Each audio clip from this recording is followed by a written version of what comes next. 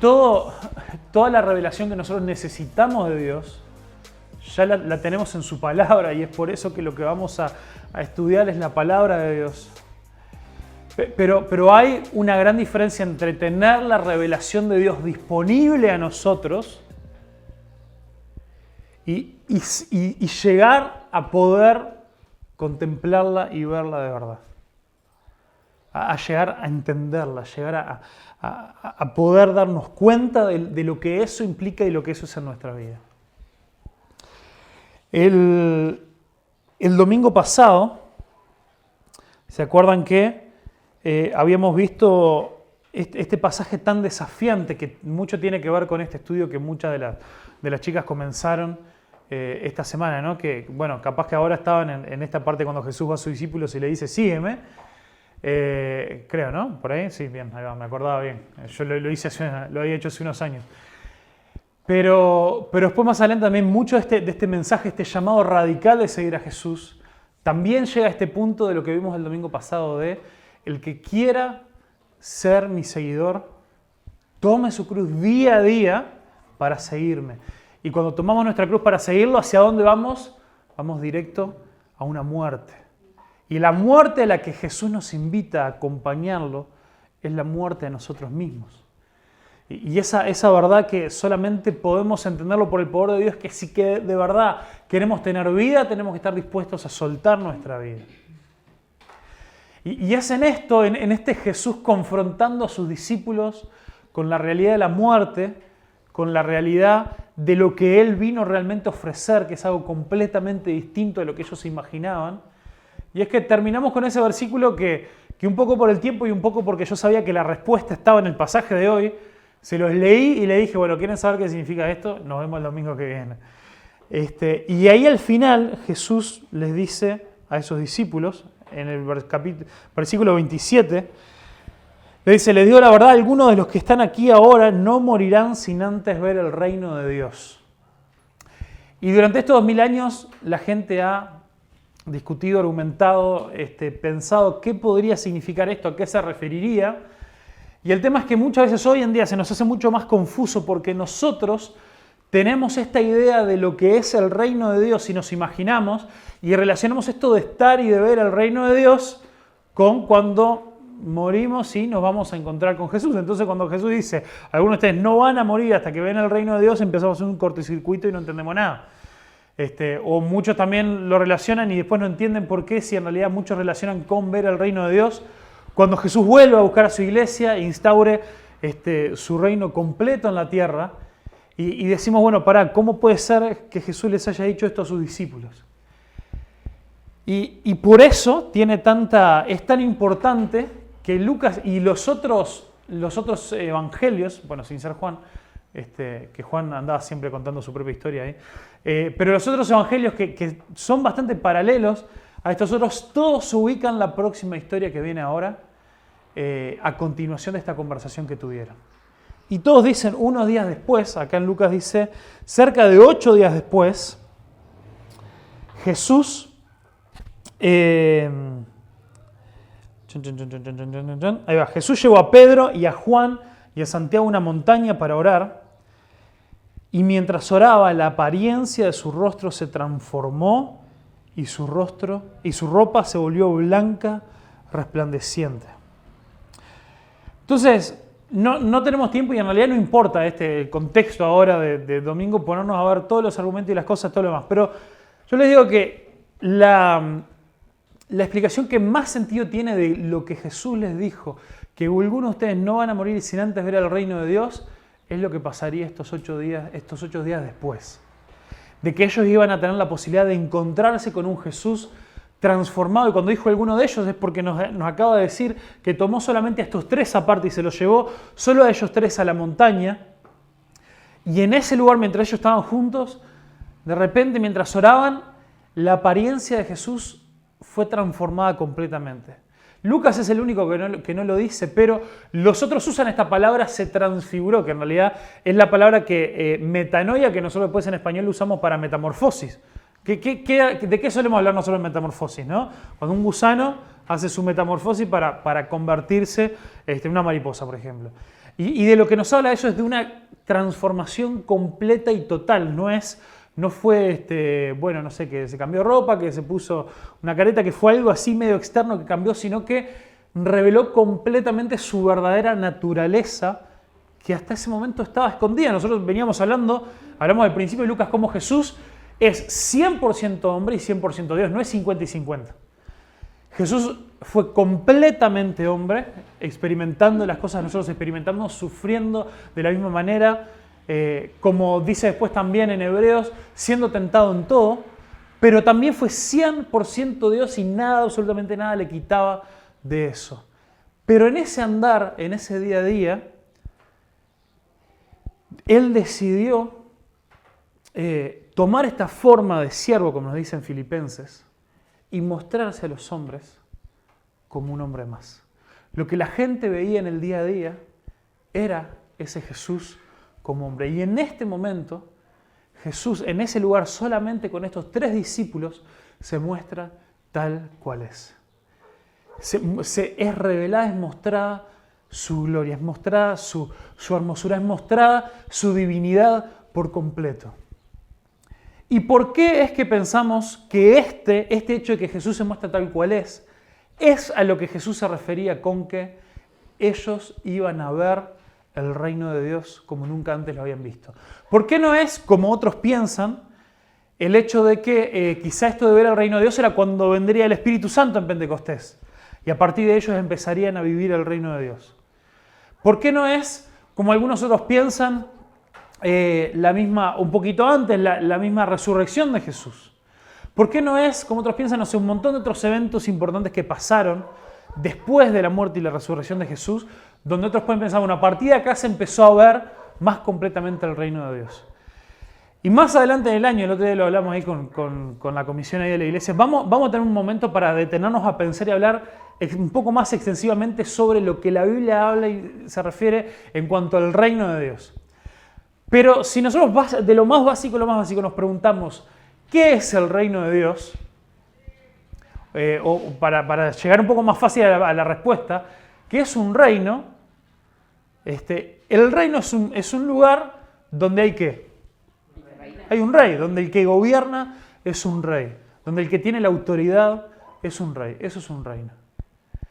Y no hay mejor descripción del reino de Dios que es el lugar, las personas, las vidas en las cuales es claramente el Rey Jesús quien gobierna y quien se manifiesta. Y hasta este momento, como veníamos, Jesús venía con esta apariencia, se venía mostrando, revelando, venía caminando, venía sirviendo a la gente en su apariencia de siervo.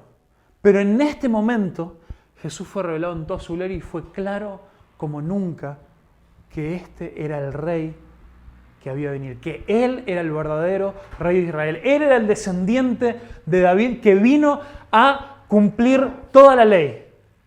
Él era este Hijo de Dios, quien iba a transformar absolutamente todo en la vida de las personas que decidieran seguirlo. Nunca antes habían visto a Jesús de esta manera. Y estas personas que estuvieron ahí, contemplándolo más adelante en su vida, cuando lograron tener entendimiento de lo que habían visto, reflexionan y nos hablan un poquito de estas cosas. Miren, Pedro nos da un poco de su testimonio en 2 de Pedro. Acá, 2 de Pedro, capítulo 1, versículo 16. Dice ahí, pues no estábamos inventando cuentos ingeniosos cuando les hablamos de la poderosa venida de nuestro Señor Jesucristo. Nosotros vimos su majestuoso esplendor con nuestros propios ojos, cuando Él recibió honor y gloria de parte de Dios Padre. La voz de la majestuosa gloria de Dios dijo, este es mi Hijo muy amado, quien me da gran gozo. Nosotros mismos oímos aquella voz del cielo cuando estuvimos con Él en el Monte Santo. Nos está hablando de este momento. No lo leímos todavía, pero acá vuelve a aparecer esta voz del cielo, esta voz de Dios, que dice, al igual que lo dijo en el bautismo, este es mi Hijo amado. Entonces Pedro ahí nos dice, nosotros no lo inventamos, lo vemos en su completa gloria. No les estamos diciendo que estamos siguiendo un hombre más. Realmente Jesús es el Rey del universo. Realmente solamente Él es tan hermoso. Solamente Él vale la pena seguirlo. Solamente Él es tan divino, literalmente y metafóricamente y en todas las mentes que quieran. Y ahí Pedro nos da ese testimonio. Y después también, ¿por qué es que esto es esta manifestación visible del reino? Es que la transfiguración lo mostraba, como decíamos recién, como realmente Él era. Y esto también se expresa de otras maneras. Por ejemplo, en Hebreos capítulo 1 nos dice algo muy importante también de Dios, de Jesús. Miren qué impresionante la descripción que nos hace ahí el autor de Hebreos de Jesús en el capítulo 1. Dice: hace mucho tiempo Dios habló muchas veces de diversas maneras a nuestros antepasados por medio de los profetas. Que 2 de estos profetas iban a aparecer ahí en cualquier momento. Y ahora en estos últimos días nos ha hablado por medio de su Hijo. Dios le prometió todo al Hijo de Dios como herencia y mediante el Hijo creó el universo. El Hijo irradia la gloria de Dios. Pensemos en esta imagen que estaban viendo los discípulos, o estos 3 discípulos, y expresa el carácter mismo de Dios y sostiene todo con el gran poder de su palabra.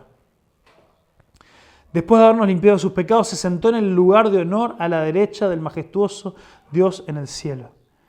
Entonces dice, el Hijo irradia, o Él es la imagen misma de la gloria de Dios.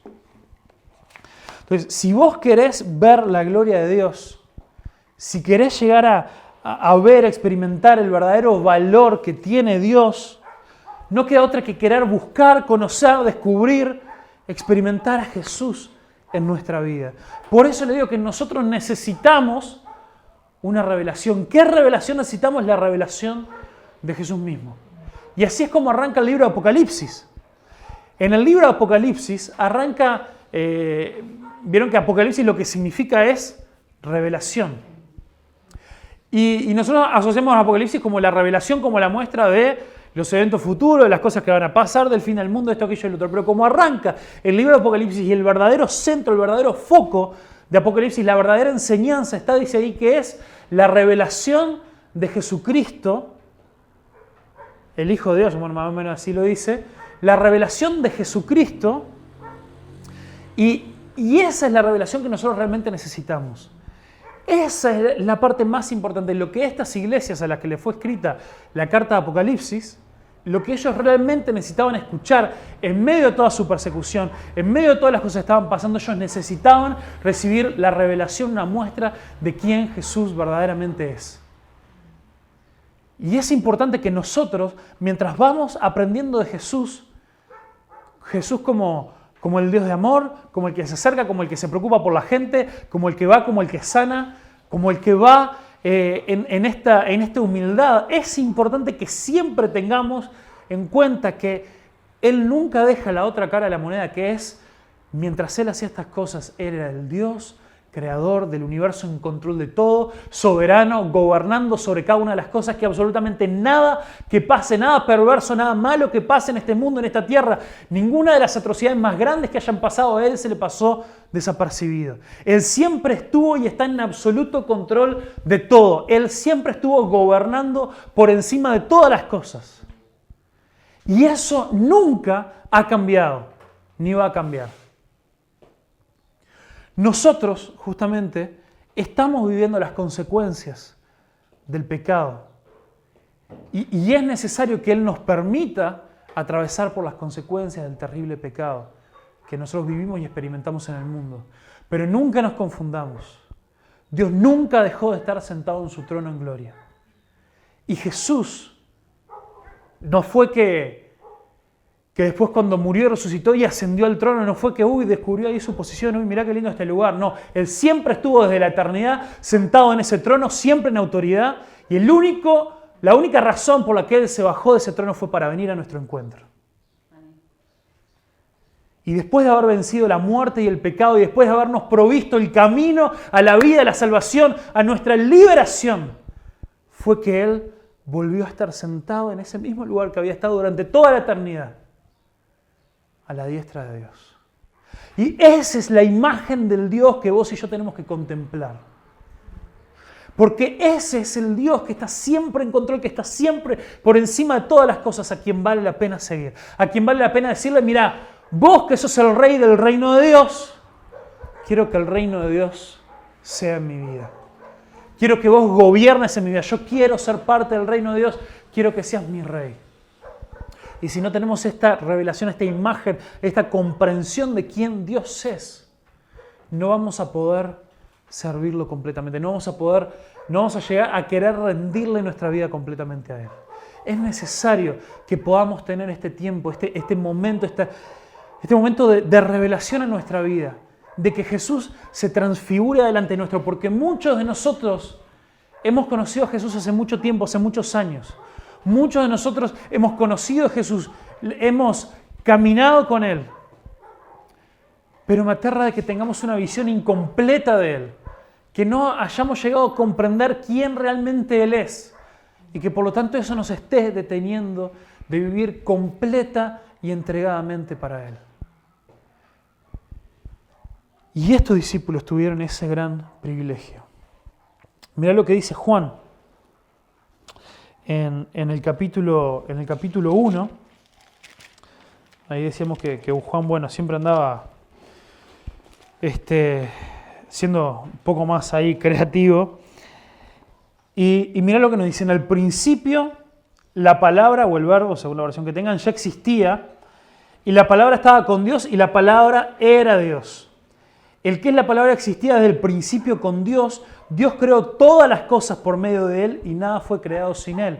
Lo mismo que nos decía Hebreos 1. La palabra le dio vida a toda la creación y su vida trajo luz a todos. Esta luz brilla en la oscuridad y la oscuridad jamás podrá apagarla. Y en el versículo 14, saltamos un poquito. Entonces la palabra se hizo hombre y vino a habitar, a vivir entre nosotros. Y estaba lleno de fidelidad y amor inagotable. ¿Y qué? Y hemos visto su gloria, la gloria del único Hijo del Padre. Así Juan comienza su evangelio antes de empezar a contarnos de todas las historias, de todas las cosas que Jesús hizo en la tierra. Nos recuerda, este no fue el comienzo de Jesús. La historia que te voy a empezar a contar ahora fue solamente la parte a través de la cual Dios nos alcanzó, pero Cristo siempre, siempre, siempre fue glorioso. Las cosas que Jesús hizo para mostrarnos su gloria fue solamente para que nosotros lo podamos ver. Pero su hermosura, esa luz que inunda y que se deshace de las tinieblas, y esa luz que nos permite contemplarlo tal cual es, siempre estuvo ahí. ¿Qué es la gloria de Dios? ¿Qué es lo que ellos contemplaron? Lo que ellos pudieron contemplar fue el peso de la importancia de Dios, fue su hermosura. Estas son esas palabras, esos conceptos que están relacionados, que tienen que ver con esta palabra de gloria, y por eso es expresado en esta luz increíble que dice que su rostro se transformó, sus ropas brillaban como nada podría haberlo logrado antes. Y Jesús se mostró ante ellos tal cual era. Y nosotros tenemos que pedirle a Jesús: Jesús, déjame verte tal cual sos. Quiero ir a ese monte contigo. Hay muchos otros que se van a quedar abajo, con las multitudes se van a quedar haciendo cosas. Yo quiero que me lleves a tu monte a ver tu gloria. Y esto se puede ver de muchas maneras en nuestra vida. Pero como lo hemos venido hablando en las últimas semanas, esto tiene que ver con que nosotros demos pasos. No podemos quedarnos ahí simplemente esperando a ver si en algún momento voy a poder ver y contemplar a Dios como Él es, sino que hay que pasar por ese trabajo de subir al monte. Hay que pasar por ese trabajo de, aunque estemos cansados, seguir adelante. Nos dice que los discípulos estaban tan cansados que se quedaron dormidos. En los momentos más importantes de la vida de Jesús, los discípulos se quedaron dormidos. Se quedaron dormidos acá, se quedaron después dormidos en Getsemaní cuando él estaba, en el Monte de los Olivos, cuando él estaba orando y cuando estaba ahí sufriendo por esto, y Jesús ahora también estaba empezando a ponerse cada vez más introspectivo, cada vez los pensamientos de Jesús estaban cada vez más enfocados en su entrega, en su muerte. Y los discípulos estaban cansados, pero fueron con él. Lo acompañaron, no dijeron, bueno, Jesús ha sido tantas veces solo a orar. Nosotros estamos acá, mirá, disfrutando, estamos con la gente, con los otros discípulos. Sin embargo, ellos fueron y lo siguieron y subieron ese monte. Versículo 30. De repente aparecieron dos hombres, Moisés y Elías, y comenzaron a hablar a Jesús. Se veían llenos de gloria y hablaban sobre la partida de Jesús de este mundo, lo cual estaba a punto de cumplirse en Jerusalén. Bueno, varias cosas ahí para analizar. ¿De dónde salió Elías y Moisés? ¿Qué tiene que ver?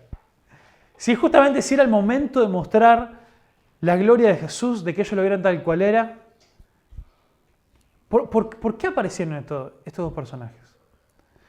Primero, y es importante por cómo Pedro va a reaccionar después, Lucas es bien clarito, nos dice, aparecieron dos hombres.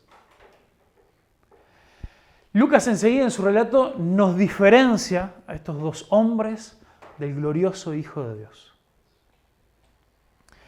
Pero no eran dos hombres cualquiera. Cualquiera que se hubiera familiarizado con el Antiguo Testamento, con los judíos, ni que hablar que cualquier judío que estuviera leyendo esto, se apareció Moisés y Elías. Eran los dos hombres con mayor respeto, con mayor honor en todo el Antiguo Testamento. Y hay algunas particularidades. Una de las visiones más tradicionales de por qué habrán aparecido estos dos es que dice que Moisés representa la ley y Elías representa a los profetas, y Jesús dice que él vino a cumplir la ley y los profetas. Pero me parece un poco limitada y quizá cuadrada o estructurada, quizá una visión que nosotros hoy tenemos de estas cosas. Pero veamos algunas particularidades de estos hombres y que nos pueden ayudar a explicar un poquito más su aparición ahí, o por lo menos por qué ellos. Primero, Moisés, ambos dos, tanto Moisés como Elías, son personas que en su ministerio, en su trabajo, tuvieron experiencias muy fuertes con la presencia y la gloria de Dios en montes. Moisés tuvo su primer encuentro con Dios en la cima de un monte, viendo la gloria de Dios en una zarza ardiente que no se consumía. Y eso cambió el resto de su vida. Y después, habiendo liberado al pueblo de Israel, fue en ese mismo monte el que fue a encontrarse con la misma presencia de Dios que se manifestó en una nube, la cual también va a aparecer dentro de poco. Y es en medio de esa gloria que Dios le habla, que Dios le da la ley, y después de un montón de cosas que pasan y dudas que tiene Moisés, Moisés le dice, mostrame tu gloria. Moisés quería ver el rostro de Dios. Y Dios le dice, no podés ver mi rostro cara a cara, vos no me podés ver cara a cara, porque si vos me mirás cara a cara vas a caer como muerto. Lo más cercano que puedes hacer es que mi presencia puede pasar al lado tuyo y podés ver mis espaldas. Y solamente esa experiencia, que hasta para pasar eso, Moisés se tuvo que esconder atrás de unas rocas. Solamente eso hizo que él después bajara y por largo tiempo su rostro fuera el que brillara para los demás. Y ahora Moisés tenía la posibilidad de estar junto a la mismísima imagen del rostro de Dios, revelada en Jesucristo, y no caer como muerto. Para Moisés, esta era también una experiencia impresionante que él ni siquiera había logrado ver en ese monte Sinaí. Y Moisés, contemplando esto, estando ahí con Jesús, también Moisés era un prototipo, era alguien que también los judíos esperaban cuando llegara este Mesías tan esperado. En Deuteronomio 18:18 es cuando Dios también dice, va a venir otro líder, va a venir alguien más como Moisés, quien va a hacer de liberación al pueblo. En esa palabra profética hablando del Mesías que iba a venir. Entonces, durante toda la historia los israelitas estaban esperando a alguien como Moisés que viniera. Lo que no esperaban es que este alguien como Moisés iba a ser alguien tanto más superior, tanto más incomparable a ese líder que ellos habían llegado a tener. Moisés mismo no solamente era quien les había dado la ley, sino también era este profeta. Y después Elías, vemos también que Elías no solo fue un profeta, sino que también estaba asociado con quien iba a venir para transformar los corazones del pueblo de Israel y volverlos a Dios. En Malaquías 4, ahí del versículo 4 al 6, en Malaquías 4 es que también está esta profecía que dice: yo les envío un profeta, o yo les envío a Elías, según la traducción ahí, como Elías o Elías, que va a ser quien transformará, quien volverá los corazones del pueblo a Dios. Entonces, estas dos figuras estaban asociadas con este Mesías que iba a venir.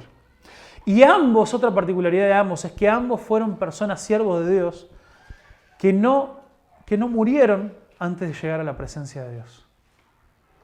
También acercándonos a esta imagen de Jesús, que iba a volver a Dios, pero iba a volver en vida y en victoria.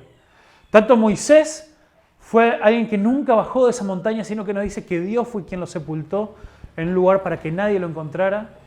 Y Elías también, con esta carroza de fuego y este torbellino que vino y se lo llevó a la presencia de Dios. Y estos eran dos personajes tan importantes para el pueblo de Israel que muchos piensan que una de las razones por las que Dios pudo haber hecho esto es para que no fueran literalmente idolatrados por el pueblo al tener sus restos, como tantos hacían en otros pueblos y en otras religiones. Sin embargo, ellos ahora estaban frente a aquel que no solamente iba a volver a la presencia de Dios vivo y en victoria, sino aquel que verdaderamente es digno de toda nuestra adoración. Tenemos un poquito una mejor imagen de por qué estos dos, pero ¿para qué aparecieron?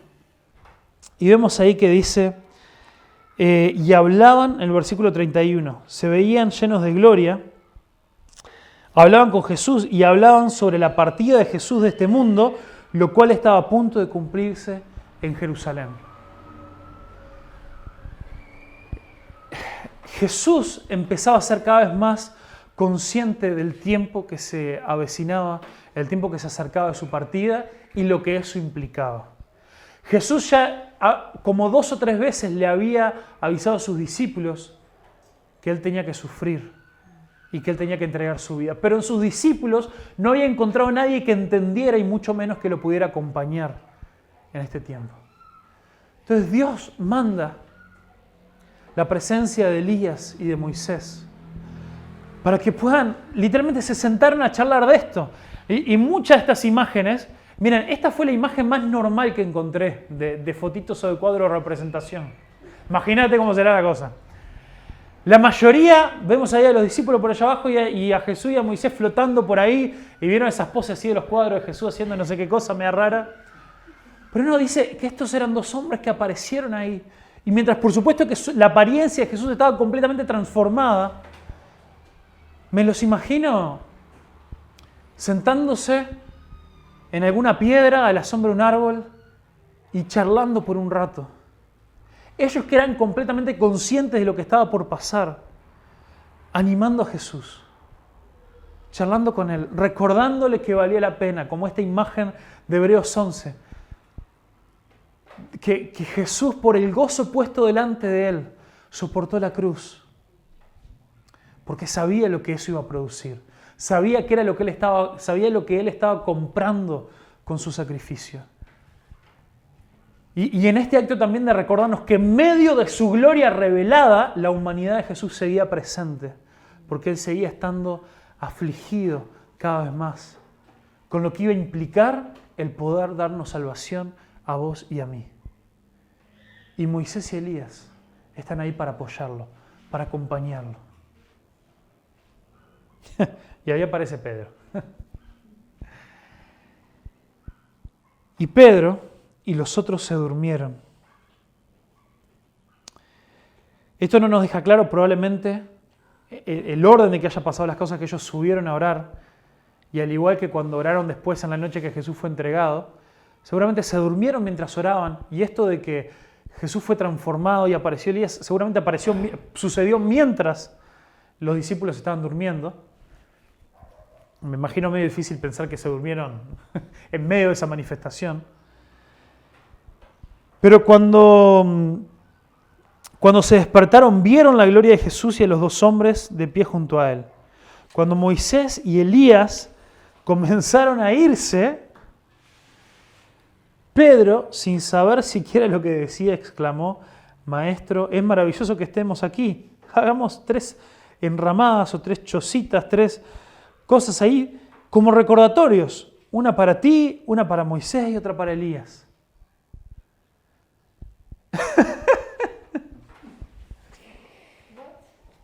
¿What? ¿Qué pasa acá? En el relato de esta historia de Marcos, por eso está buena esta historia que aparece en varios de los evangelios, porque podemos entender otras cosas del contexto. En Marcos 9,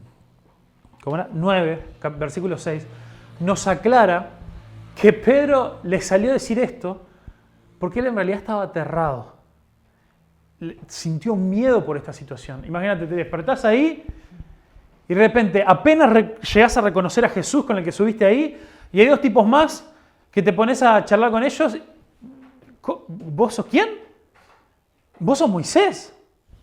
No puede ser. ¿Y vos sos Elías? No. Y esta situación lo llenó de miedo.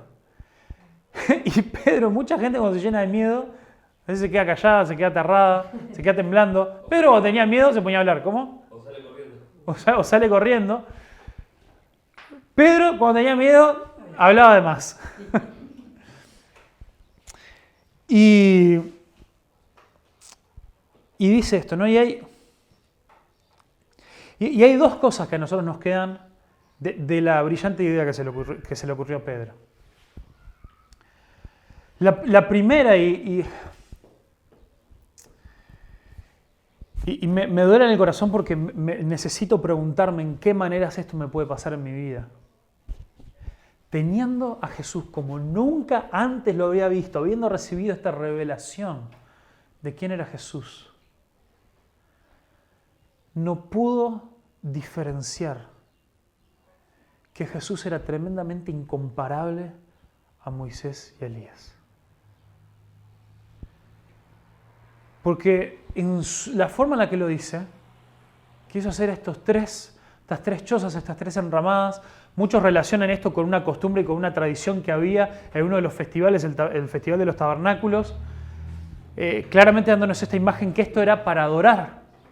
Este lugar que Pedro les quería armar para que ellos descansaran ahí, era para poder adorarlos. Y qué terrible el pensar de que Pedro, viendo la gloria misma de Jesús, dijo: che, ¿y si te adoramos a vos y a Moisés y a Elías? Y me imagino a Moisés y Elías diciendo: bueno, si me estaba por ir, mejor ya estábamos ahora. ¿En qué manera nosotros, teniendo tan clara la revelación de la palabra de Dios, no hemos entendido lo especial, lo único, lo incomparable que es Jesús? Y por eso seguimos necesitando una revelación de Dios, que renueve nuestro entendimiento, nuestra mente, para poder comprender quién realmente es Jesús. Y también es que Pedro estaba en esa conversación. No nos lo imaginemos así a distancia. Estaban todos juntos ahí. Y Pedro dijo cualquier estupidez, pero él había estado escuchando sus conversaciones. Y él estaba escuchando este ánimo, esta charla sobre la partida de Jesús y las cosas que iban a pasar cuando fueran a Jerusalén. Y sin entenderlo, y como sabemos también en otros momentos, sin tener idea de lo innecesario que era, Pedro me imagino que dijo: busquemos la forma de alargar esto. Que este momento tan glorioso no se nos vaya. Me están hablando de que ahora Jesús en toda su gloria va a tener que ir a entregar su vida y va a tener que morir y va a tener que sufrir. ¿De qué estamos hablando? Quedémonos acá. Pedro se sentía re especial, que era uno de los poquitos que estaba pudiendo experimentar esto cuando al pie de la montaña estaban las multitudes y estaban el resto de los discípulos y los apóstoles. Dijo, quedémonos acá que este es un momento especial. Y hay un duelo que pasa en nosotros cuando pasamos por momentos espirituales en nuestra vida, que como me enseñaron a decir acá, andás jugando a la mancha con los ángeles. Hay un duelo que pasa en nuestra vida cuando nosotros experimentamos esos momentos. A veces en nuestra juventud, en nuestra adolescencia, cuando recién nos convertimos. Y parece que no encontramos el camino para volver a subir a la montaña. Parece que por más que me gustaría, por mejores intenciones que tenga, por más que a veces trato, no logro volver al monte de la transfiguración y no logro volver a ver a Jesús como lo vi en ese momento. Y está este balance. Yo al comienzo de este mensaje te dije, laburá todo lo que tengas que laburar, esforzate todo lo que te tengas que esforzar para llegar a ese lugar. Para ir y para encontrarte con Dios y para tener esta revelación. Pero no podemos depender toda nuestra vida de esas experiencias. Llega un momento donde tenemos que entender que la forma en la que la fe se manifiesta no por experiencias, sino por obediencia. Lo hablamos ayer con los jóvenes, hablando de Hechos capítulo 4. De cómo la fe de Pedro y de Juan, después que ellos habían entendido estas cosas, no se basó en experiencias, sino se basó en acción, en obediencia. Y ellos tenían que obedecer de que era tiempo de bajar de la montaña, porque allá tenían un endemoniado esperándolos.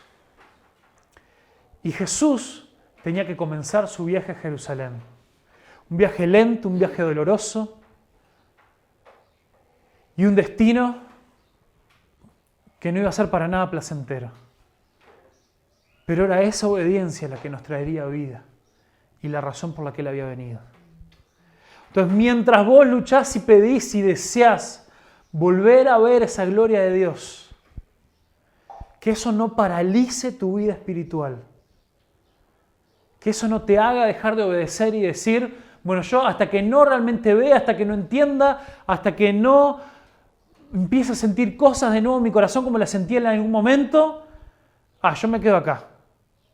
No, la verdadera fe se manifiesta en la obediencia. En la obediencia. Pero no había, versículo 34, pero no habían terminado de hablar cuando una nube los cubrió y mientras los cubría se llenaron de miedo. La nube puede significar varias cosas, ¿no? Tenemos también como pasaba en Éxodo y le pasó a Moisés, la nube como este símbolo, y bueno, bastante literal, más que símbolo de la presencia misma de Dios ahí en medio de ellos. Pero también no nos olvidemos que todo lo que nosotros estamos empezando a ver es la imagen de Jesús como el Hijo del Hombre. Les vengo hablando tantas veces que alguna vez tendremos que solamente hacer una predicación de Daniel 7, porque a tanto se los menciona. Pero es esta visión de este Hijo del Hombre que sube en una nube hasta la presencia de Dios. Y lo vemos después también en otros pasajes. Se me olvida ahora, pero cuando Jesús está ante el tribunal me olvidé ahora, pero es el tribunal o de los líderes religiosos o de Herodes, creo que el de los líderes religiosos, sí. Le dice, a partir de ahora van a ver al Hijo del Hombre ascender en una nube de la presencia de Dios, a la derecha del trono de Dios. Esta era la imagen, esta era la historia que Jesús estaba cumpliendo. Y vemos acá esta presencia de Dios viniendo para comenzar, si bien para la gente iba a ser el descenso de Jesús hasta su muerte, espiritualmente hablando era el comienzo del ascenso hacia la presencia de Dios. Y esto es importantísimo que se nos grabe una y otra vez que en el reino de Dios es un reino al revés, donde lo que vemos muchas veces no es lo que realmente es. Tenemos que ver, en el reino de Dios tenemos que aprender a mirar por debajo de la superficie. Y que muchas veces las cosas que se ven no son las que realmente están pasando. Como decíamos hoy, en un mundo donde parece que todo está fuera de control, Jesús es el único que sigue siendo soberano y está en control de todo. Lo que les dije hoy acá lo encontré, está en Marcos 14, 62. Versículo 36. Entonces de la nube una voz dijo: este es mi hijo, mi elegido, escúchenlo a él. Cuando la voz terminó de hablar, Jesús estaba allí solo. En aquel tiempo no se encontraron a nadie, en aquel tiempo no le contaron a nadie lo que habían visto. Y en otro de los evangelios nos especifica que Jesús les dijo: no le cuenten a nadie. Y esta voz tan similar a la voz del bautismo, a la voz que escucharon en el bautismo, primero que esta voz termina de diferenciar a estos hombres que estaban con él, con Jesús. Dice: este es mi hijo amado. Él es mi elegido, no Moisés ni Elías. Escúchenlo solo a él. Qué importante esta palabra de Dios para Pedro, que había dicho: hagamos 3 enramadas, quedémonos acá toda la vida, qué genial estar acá con Moisés y con Elías. Escúchenlo a él, no solamente un mandamiento, es una advertencia y es una corrección de nuestra tendencia a sustituir la revelación de Dios con la opinión humana. Escuchá solamente a Jesús. Cuando te encuentres con lo que Dios te pide en su palabra, escuchá solamente a Jesús. En esta vida, ¿se acuerdan que la charla que tuvo Jesús con sus discípulos, que hablamos el domingo pasado? ¿Quién dice la gente que soy? ¿Quién dice la gente que soy? No te preocupes, escuchá solamente a Jesús. Escuchalo solamente a Él. Entre todas las opiniones, entre todas las diferencias, entre todas las distracciones, escuchá solamente la voz de Jesús, a Él seguilo y a Él obedecelo. Y acá, miren, metemos ahí el acelerador.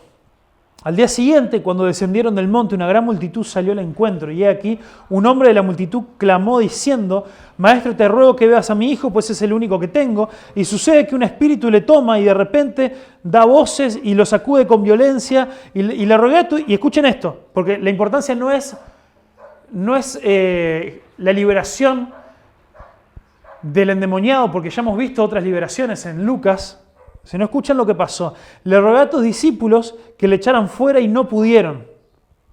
Esa noche, la noche anterior, Jesús estaba en el monte, siendo transfigurado, teniendo esta experiencia con esos 3 discípulos, mientras al pie de la montaña estaba el resto de sus discípulos, encontrándose con un pedido desesperado de ayuda, y ellos no pudieron ayudar a este hombre.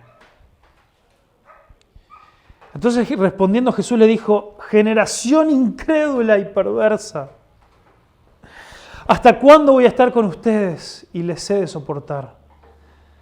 Trae acá a tu hijo. Y mientras se acercaba el demonio, lo derribó y lo sacudió con violencia, pero Jesús reprendió el espíritu inmundo y sanó al muchacho y se lo devolvió a su padre. O sea, hizo un trámite y decimos: ya está, quedó esto solucionado. Y todos se admiraban de la grandeza de Dios. Acá vemos que lo central de esta historia sigue estando conectada con la transfiguración y con todo lo anterior, porque vemos la frustración de Jesús, que no la hemos visto en otros momentos, de decir: yo me estoy preparando para mi muerte, yo no voy a estar más con ustedes, no puedo seguir estando acá para tomarlos de la mano en cada cosa. Y recordemos, un tiempito antes Jesús los había enviado a los 12 discípulos, ¿y qué había pasado? Les dio autoridad para echar fuera demonios. No era algo para lo que Jesús les había dicho: muchachos, si aparece un caso de esto, llámenme por favor, porque ustedes no van a poder. Jesús ya les había dado la autoridad de ir y expulsar demonios. Y ellos nuevamente no habían podido. O después de haber podido, ya ahora ya no podían más. Y Jesús se pregunta: ¿y esta frustración de Jesús? Yo creo que no hay nada místico ni muy profundo de esto, sino Jesús simplemente seguía pensando en esto. Sus pensamientos estaban cada vez más consumidos por el sufrimiento que le venía y que él iba a tener que morir. Y veía a estos discípulos con los que había pasado tanto tiempo y se preguntaba: pues, ¿será que no aprendieron nada? Y esto creo que a mí me ayuda un poco más a entender por qué Jesús le dijo a sus discípulos: más adelante, es necesario que yo me vaya para que ustedes reciban el Espíritu Santo. Y cuando tengan el Espíritu Santo, mayores cosas harán que estas. Porque sin esta nueva vida, sin esta llenura del Espíritu Santo en la vida de los discípulos, que hasta el momento ellos no tenían, y nosotros sí disfrutamos, no hay forma que podamos realmente comprender por el resto de nuestra vida quién es Jesús, el poder que Él tiene, la autoridad que nos da y el tipo de vida que Él nos ha llamado a tener. Pero nada de esto era posible si Jesús no entregaba su vida. Y es por eso que Jesús, habiendo liberado a un endemoniado, vuelve al tema de su muerte. Y maravillándose todo, en el mitad del versículo 33, y maravillándose todos de todas las cosas que hacía, dijo a sus discípulos, haced que os penetren bien en los oídos estas palabras, porque acontecerá que el Hijo del Hombre será entregado en manos de hombres. Mas ellos no entendían estas palabras porque les estaban veladas para que no las entendieran y temían preguntarle sobre estas cosas. ¿Se acuerdan que los discípulos tuvieron una actitud distinta con las parábolas? Los discípulos no entendieron las parábolas y preguntaron, pero escuchaban a Jesús hablar esto que ya no eran parábolas, que eran cosas claras, y tenían miedo en preguntarles, porque tenían miedo de enfrentarse con la realidad de lo que se venía. Un par de conclusiones, un par de redondeos ahí. Es necesario que cada uno de nosotros pasemos por un encuentro con Jesús en el que podamos verlo tal cual es. Muchos de nosotros podemos saber quién es Jesús o conocer cosas de Jesús, pero es distinto haber visto su gloria, haber visto su hermosura, haber visto su valor, haber visto que realmente vale la pena que Él sea nuestro Rey. Si solamente tenemos a Jesús como uno más, nunca lo haremos Rey de nuestra vida. Y si no has tenido ese encuentro, clama a Dios con todo tu ser. Esforzate por subir a esa montaña. Esforzate por buscar a Dios. No es que tu esfuerzo te vaya a ganar absolutamente nada, pero es que hay veces que somos demasiado vagos y queremos ser uno más de la multitud y que estando perdidos en medio de la multitud sin obedecer a Dios, queremos tener el privilegio de ver su gloria. Pedro y los otros no se ganaron el derecho de ver la gloria de Dios, pero sin embargo lo habían seguido, habían obedecido, habían subido la montaña. Y nosotros, por estar tan orgullosos de que el Evangelio no se gana por las obras, a veces nos olvidamos de que un cristianismo vago y sin esfuerzo y sin compromiso no nos va a llegar a ningún lado. ¿Por qué? Porque simplemente no estamos siguiendo a Jesús. Simplemente no estamos buscando su rostro, no estamos dejando que Él se nos muestre. Él nos ha dado todo lo que nosotros necesitamos para tener ese encuentro con Él. Pero si queremos que esa cortina, que ese velo sea corrido, si queremos poder contemplarlo de verdad, tenemos que buscarlo y buscarlo como nunca antes. Debemos pedir sabiduría para entender el camino del reino de Dios, que suele ser al revés de las maneras de este mundo. El camino del reino de Dios va a involucrar en tu vida sufrimiento, va a involucrar en tu vida sacrificio, va a involucrar en tu vida que decidas dejar tu vida para ganar la verdadera vida de Dios. No querramos aferrarnos a estas experiencias tan puntuales que a veces podemos tener algunas veces en nuestra vida, experiencias sobrenaturales con Dios, sino que aceptemos que vivir en el reino de Dios es seguir el camino, es bajar la montaña para encontrarnos con la gente, con su necesidad y aceptar el sufrimiento como la forma en la que Dios acerca el reino de Dios a la gente. Y por último, escuchemos solamente a Jesús y no a los hombres. Escucha solamente a Jesús y no a los hombres.